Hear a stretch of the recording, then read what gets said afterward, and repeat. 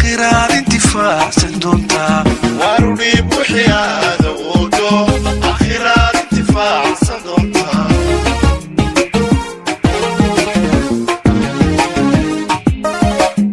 أصلك مواطنو يدوى درارو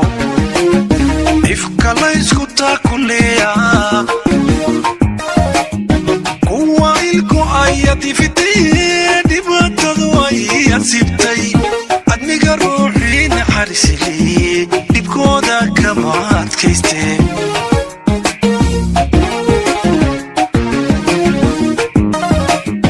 أصلك مواطنو ودي بوحيات أودو آخرات انتفاع سنتونا وارودي بوحيات أودو آخرات انتفاع سنتونا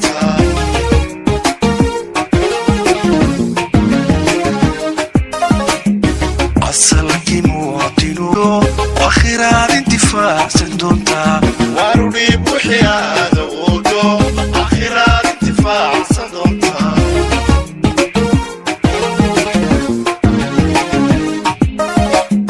أصلك مواطنو ودي بوحيات أودو آخرات انتفاع سنتونا وارودي بوحيات أودو آخرات انتفاع سنتونا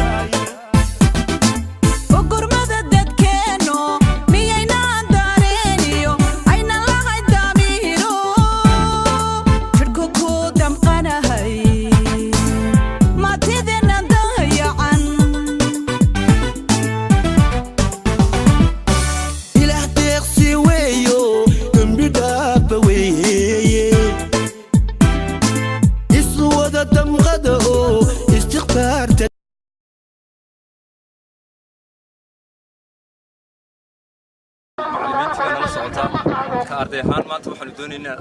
حجورين تاك سمينه كل حد دونا دينك كأرديهان أنا ما هم ركوريسي ده كان أنا عاوي مكجيسني ومركي لبعض يدهان مرك يد أو أي جامعات في قيم قادتي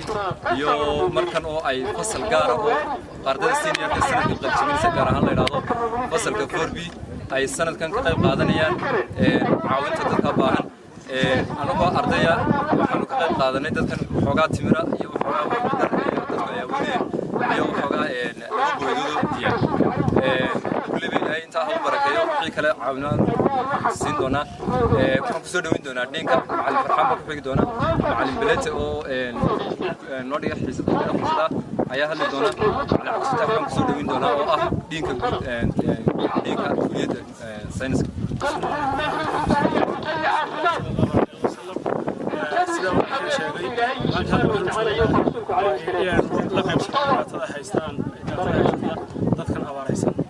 جامعة هرقيسة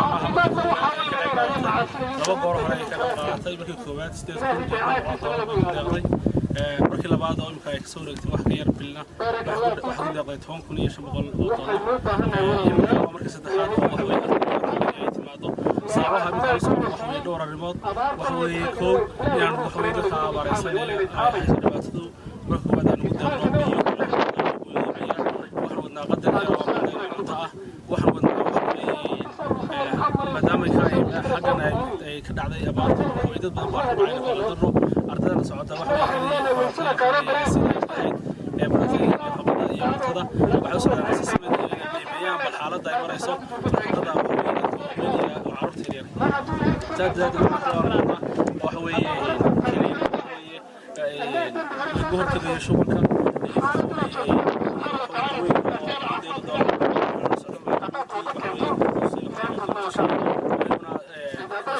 الباريستا كان دونا دي diinteeduna waxayna fartay mar walba dee waxa weeye la isku naxariisto ruuxa kasta ruuxa afraad ama saddexaad waxa weeyaan waa sikada diinteeda mas'uuliyadda dadkan waxa weeye macaysan maanta ay dhibaato badan yihiin waxa weeye xooluhu ka baxeen wadalkaystaan waxa weeye xooluhu cunaan daayay maanta dadkii ayaa u dhow waxaan marka waxaan u nimid halkan inaan la qaybsano oo haysata inta ku dhigano يا دكتور بيتي أو بسم الله الرحمن الرحيم إن الحمد لله المركب حراه هو السلام عليكم جامعة ما أنت هل كان وحنا كنا مسافر قابل إلا كلابيت سفر كيجان أنا قوم تلينا جامعة هندسة قارهان فكلك ساينس كعبان وفكرشين وحنا هل كنا من لو وجه تواب شكت كسبان لهين إن ما أنت هل كنا معنا بدوام الدكتورات أنا قفك لهان waxaan doonaynaa inaan maanta samayno assessment kaasoo ku saabsan abaaraha waddanka ka dhacay ama saynu ognahay abaaraha ballaaran ee waddankeena bariya galbeed bis anagu waxaan nahay fakalka sayniska jaamacadda Hargeysa waliba qaybta nutritionka inta badan waxaan xoog ku la xiriirnaa ama aad uga hadalnaa nafaqada iyo wixii ku saabsan waynu ognahay waddanka waxa ka dhacay abaaro ba'an abaarahaasoo saameeyay nolosha basic ee dadka aad iyo aad u saameeyay waxaan doonaynaa maanta inaanu assess gareyno abaartu markay meesha ka dhacdo saameyn badan iyo effect badan bay kaga tagtaa ama saameyn badan bay dadka ku yeelataa saameynta ay ku yeelataa inta badan waa laba dhinaca caafimaadka marka la eego waa laba mid waxa weeyaan kow nafaqada dadka iyo dadku sida ay nafaqadoodu tahay inay hoos u dhigto dadka inta badan ku dhaco malnutrition ka yimid because of shortage-kii cuntada ama cuntadii aad u yaraatay saameyntaasi markay ku timaado maxaan ku dhahaa dadka ay nafaqadu ku yaraato midda labaad xanuuno badan baa ka dhaca xanuunada markuu qofku difaaca jirkiisu hoos u dhaco waxay ka faa'iideysta xanuuno badan oo jirkiisu ku dhaco oo u badan yihiin xanuunada inta badan shubanka uu keeno qofka wuxuu xanuunada ku dhaca maxaan idhahnaa habdhiska neefsiga kaasoo qofka dhib badan ku keenaya marka dambe noloshiisana in badan galaafanaya ilaa imika intaynu ognahay abaartu waxay usii badan tahay waddanka waxay gobolka Sanaag ee bariga ilaa imika intaynu ognahay saysaaka sheegeen idaacaduhu waxa u geeriyooday 12 qof abaartu geeriyooday intooda ugu badan waxay u geeriyoodeen shubanku wuxuu ka imanayaa la socda abaarta markay meesha ka dhacdo kow biyaha yaraada biyuhu markay yaraadaan dadku waxay waayaan waxay jidhkooda iyo naftooda ay ku nadiifiyaan ama ay ku farxashaan deetana dadkii farahoodii oo nadiif ah dhaariya ku dhacda ama markay biyihii yaraadaan dadku waxay ku qasabtaa duruufta inay biyo aan nadiif ahayn ay cabaan biyaha aan nadiifta ahayn cabina marka dambe inta badan shuban bay ku keentaa waxay dhacdaa markay abaartu dhacdo maan dhibta caafimaadka ee effectka meesha ka dhacda laba mid weyn waa mid dhaqso dadku markaa u dhintaa iyo mid waqti dheer qaadata haddii inta badan ay dadku nafaqadoodu yaraato waxa ka timaada long term effect ay yiraahdaan saameyn in badan qofka ku qaadato waxaan ognahay hooyada maanta halkan cuntada ku beesha ama cuntada weeyda ilmaha yar caloosha ku sidaa inuu noqdo fulanqareynay nafaqadaas waxa weyn mid la socon doonta noloshiisa dambe maskaxiyan iyo jiriyan labadaba marka ujeedada fakalkayo waxaan doonaynaa maanta intaan halkan assessment ka sameeyno inaanu dad badan oo madaxda dalka ah oo gudida abaaraha ah aanu warkaan halkan ka ururino ama xogtaan halkan ka ururino aanu la wadaagno marka waxaan ujeedada koobaad waxaan u nimid inaanu markaa assessment ka sameeyno ama aanu warbixinta ururino kulleeyda warbixintu aanu ururinayna waynu wadi doonaa documentka waxaan keeni doonaa inaynu so welcome and Okay, thank you very much for getting the chance to speak on behalf of my college staffs and then even on behalf of your graduates. First of all, I would like to say sorry for what happened to our society, that the crisis what they face right now, as livelihood crisis, and then plus even we can see they have emergency crisis which even need, and then having a foodstuffs for survival. And second to that, and then again we are lucky to get the chance, which is to apply the practical of our discipline, which is professional discipline.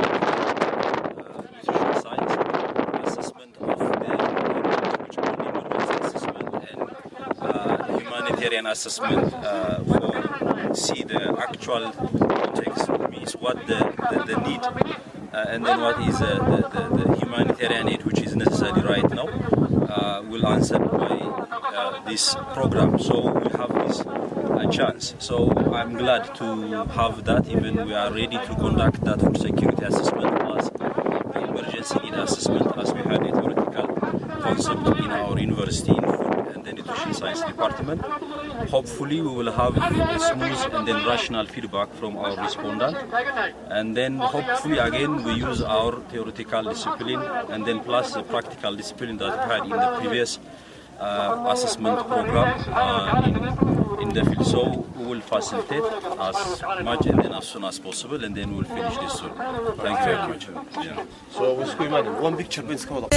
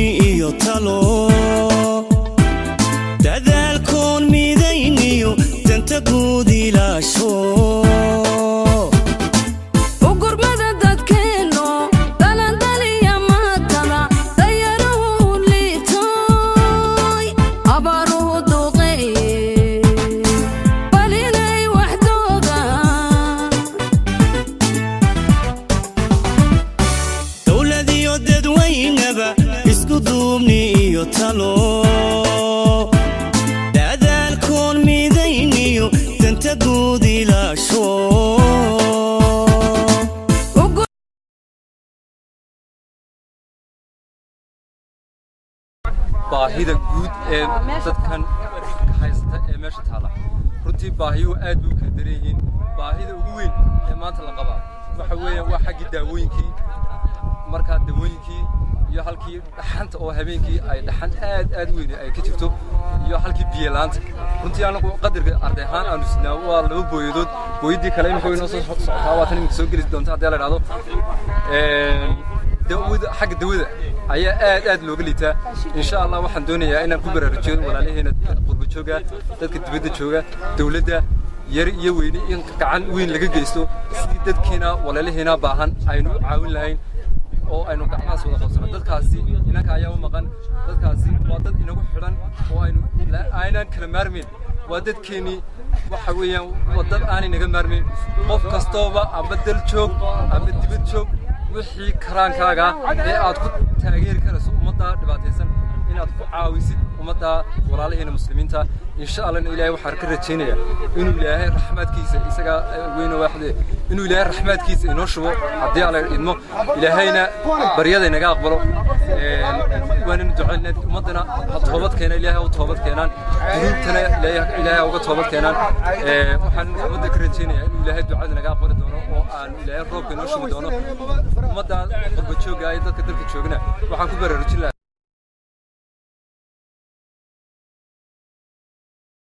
على نبيه الذي اصطفى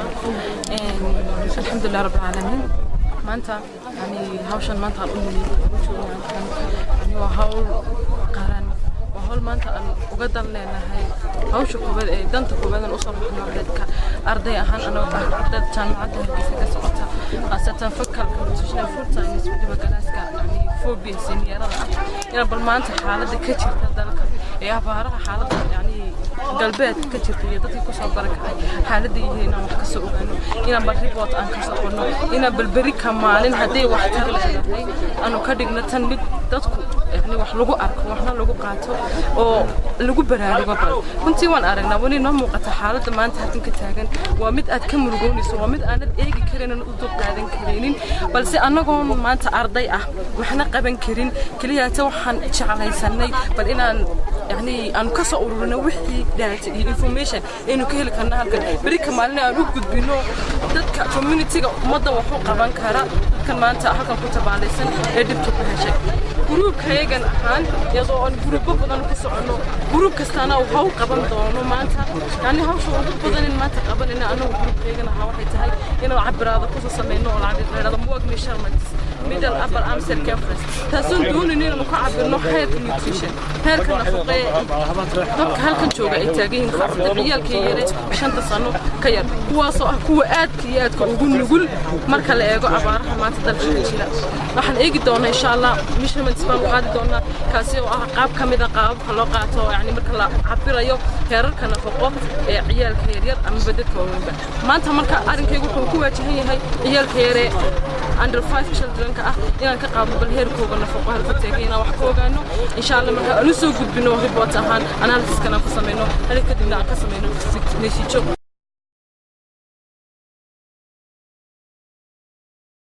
waxaanu joognaa halkii dadka qaxootigu joogay ee baahida ballaaran taalay ayaanu joognaa waxa halkan ila jooga ardaydii jaamacadda isa soo abaabushay ubad yar oo ubax oo wanaagsan oo ilaahay khayr badan iyo ajar badan uu ka siin doono oo dawadii sida oo sida dhuunigii sida oo waxaan ku tabarcaad badan sida oo biyihii sida oo waxaan ku nala socota ayaa sida oo nala joogto goobta annagoo ah suuqii gobonimo sidoo u dhayahay gobonimo ah baay ganacsatada yaryarayda gobonimo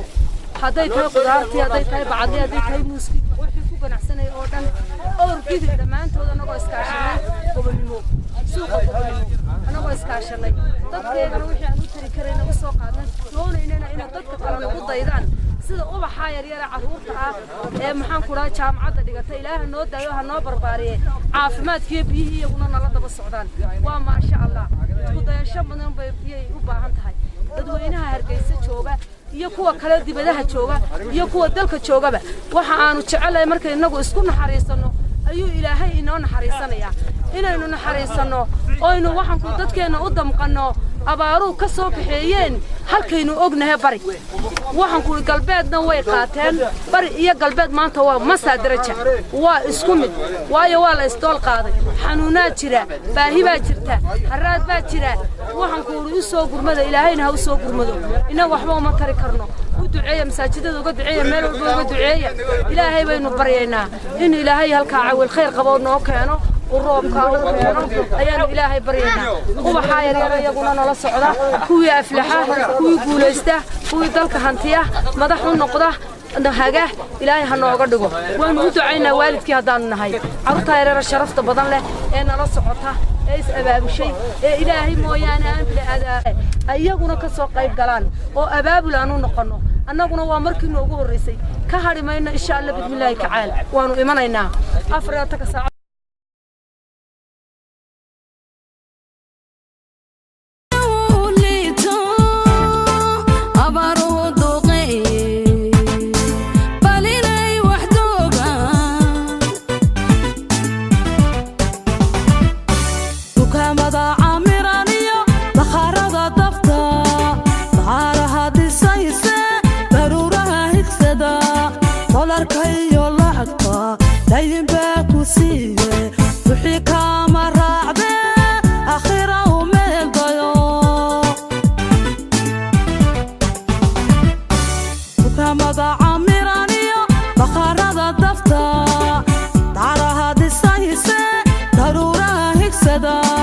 dolarka iyo lacagta دايم باكو سيدة وحي كاما راعدة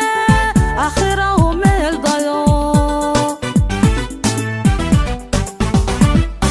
وقرمدا دادكينا وقرمدا دادكينا